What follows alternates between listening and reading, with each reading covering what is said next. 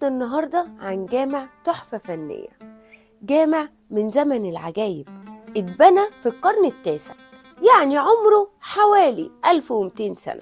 تخيل كده معايا مسجد عمره أكتر من 1200 سنة. إيه هو؟ جامع أحمد بن طولون. أحمد بن طولون كان رجل عظيم وقائد شجاع وحاكم عادل.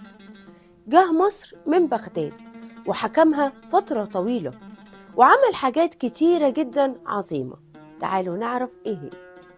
زمان كان في جامع صغير جنب بيت الشرطة، الناس كانوا بتصلي فيه صلاة الجمعة، بس الجامع كان صغير جدا وما كانش بيكفي الناس وهي بتصلي.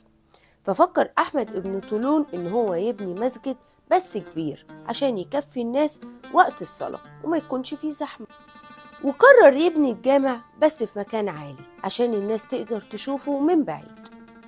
بدأ بناء الجامع دوت في 877 ميلادي وتم الانتهاء منه في 879. جاب عمال من كل الأماكن عشان يبنوا الجامع اللي احنا شايفينه النهاردة.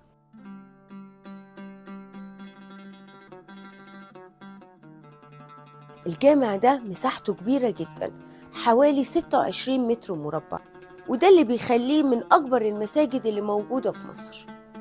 وكمان في مأذنة طويلة جدا ممكن تشوفها من بعيد. الجامع ده تحفة معمارية وتصميم أكتر من رائع، في صحن واسع وأعمدة طويلة وقبة كبيرة، وكمان المأذنة بتاعته حلزونية، حاجة كده غريبة ومميزة ومفيش زيها اتنين في مصر. بيقولوا إن أحمد ابن طولون كان بيحب يتفرج على مصر من فوق المأذنة دي. الجامع ده مش بس مكان للصلاة، لأ ده مكان للعلم وللثقافة. الجامع ده مليان تفاصيل وأسرار وحكايات وتحفة فنية بمعنى الكلمة. كل حتة فيه بتحكي لنا حكاية، وكل زاوية فيه بتدينا إحساس بالجمال.